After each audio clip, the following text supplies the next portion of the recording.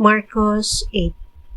Sa lain na usab nga higayon may dakong panon sa mga tawo nga nagkatapok.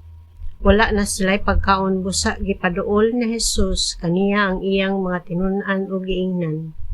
Naluoy ako niining mga tawhana kay tulo na karon ka adlaw nga mikuyog sila kanako ug wala na sila'y makaon. Kun papaulion ko sila nga walay kaon, panguyapan sila sa dalan kay ang uban kanila gikan raba sa layo. Nangutana kaniya ang iyang mga tinun-an, asa man kita mukuha og pan aron ipakaon niining mga tawhana? Awa-aw kining dapita. Pila ba kabuok ang inyong pan? Nangutana sa Hesus kanila. 7, mitubag sila. Unya, gipalingkod ni Hesus sa yuta ang mga tao, gikuha niya ang 7 ka pan ug nagpasalamat siya sa Dios.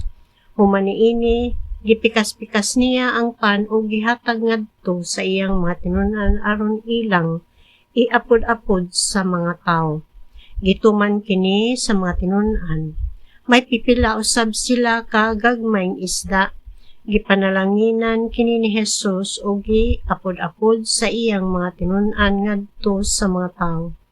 Nangaon ang tanan ug nangabusog.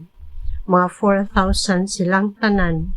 7 ka bukag ang salin nga nahipos sa mga tinun-an. Unya, gipapauli ni Hesus ang mga tao ug misakay dayon siya sa sakayan uban sa iyang mga tinun-an ug miadto sa yuta sa Dalmanuta. May pipila ka mga Pariseo nga miabot ug nakiglantugi ang Hesus. Buot nilang bitkon si Hesus busa gihangyo nila siya sa pagpakita og ilhanan nga pinadala siya sa Dios.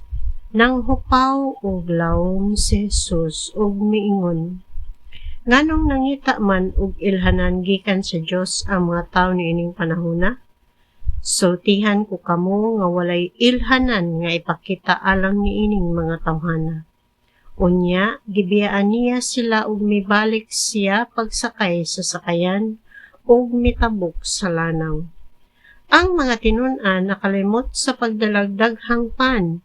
Usara kabuok pan ang ilang nadala didto sa sakayan. Unya miingon si Hesus kanila, pagbantay kamo sa igpapatubo sa pan sa mga Pariseo ug ni Herodes. Ug nag-inganay sila. Gisulti niya kini kay wala man kitay pan. Nahibalo si Hesus sa ilang gipanagsultihan busa. Gipangutanan niya sila, nganong naglalis man kamo nga wala kamo makadala og pan? Wala ba gihapon kamo makasabot? Bugo na bagayod kamo kaayo?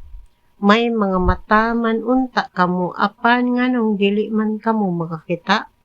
May mga dalunggan man unta kamo apan nganong dili man kamo makadungog? Wala ba kamo mahinumdom sa akong pagpikas-pikas sa 5 ka pan alang sa 5,000 katawo? Pila ba kabukag ang napuno sa mga salin nga inyong nahipos? Napulog 2, mitubag sila. O sa akong pagpikas-pikas sa 7 ka pan alang sa 4,000 katawo, pila ba kabukag ang napuno sa mga salin nga inyong nahipos? 7, mitubag sila. Unya, wala pa ba gihapon kamo makasabot? Miingon siya kanila. Pag-abot nila sa Bethsaida, dihay usa ka buta nga gidala sa pipila ka tawo ngadto kang Hesus ug gihangyo nila si Hesus sa paghikap kaniya. Gigunitan ni Hesus ang kamot sa buta ug gidala niya siya ngadto sa gawas sa balangay. Tuthuan ni Hesus ang mga mata sa tao o gihikap kini. Unya, gipangutanan niya, may nakita ka ba? Mihangad ang tao ug miingon, oo, nakakita akog mga tao apan mura silag mga kahoy nga naglakaw-lakaw. Unya, gihikap ni Hesus pag-usab ang mga mata sa tao. Nining higayuna mitutok ang tao ug nahibalik ang iyang maayong pananaw. Unya gipapauli siya ni Jesus o gipahimangnuan nga dili una mo balik sa balangay. Unya si Jesus ug ang iyang mga tinun-an miadto sa mga balangay sa Cesarea Philippo. Samtang naglakaw sila, iyang gipangutana ang iyang mga tinun-an. Kinsa man kuno ako sumala sa mga tao? Mitubag sila. Ang uban miingon nga ikaw mao si Juan nga magbubunyag. Ang uban usab miingon nga ikaw mao si Elias, ug miingon pagayod ang uban nga ikaw usa sa mga propeta. Apan kamo unsa may inyong ikasulti, kinsa man ako? Nangutana si Jesus kanila. O mitubag si Pedro, ikaw mao ang Mesiyas. Unya gidid-an sila ni Jesus sa pagpanugilon kang bisan kinsa mahitungod kaniya. Unya gisuginlan ni Jesus ang iyang mga tinun-an nga mag-antos pag-ayo ang anak sa tao ug isalikway siya sa mga pangulo sa mga Hudeo, ingon man sa kadagkuan sa mga pari ug sa mga magtutudlo sa balaod. Patyon siya apan sa ikatulo ka adlaw mabanhaw. Gisulti niya kini sa iyang mga tinun-an sa walay lipod-lipod. Tungod niini gipalayo siya ni Pedro sa uban ug gibadlong.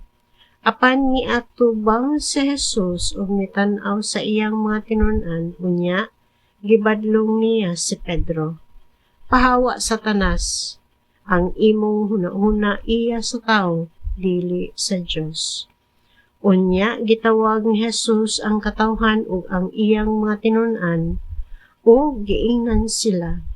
Bisan kinsa nga buot mahimo nga akong tinun-an kinahanglan nga kalimta niya ang iyang kaugalingon. Pasano niya ang iyang krus sumusunod siya kanako. Kay ang buot muluwas sa iyang kaugalingong kinabuhi mawad-an hinuon niini. Apan kadtong maghalad sa iyang kinabuhi alang kanako ug sa maayong balita dili mawad-an niini. Unsa may makuha sa usa ka tawo kung maangkon niya ang tibuok kalibutan apan kawad-an siya sa iyang kinabuhi? Wala gayud. Walay bisan unsa nga ikabugti sa usa ka tawo aron mabawi niya ang iyang kinabuhi.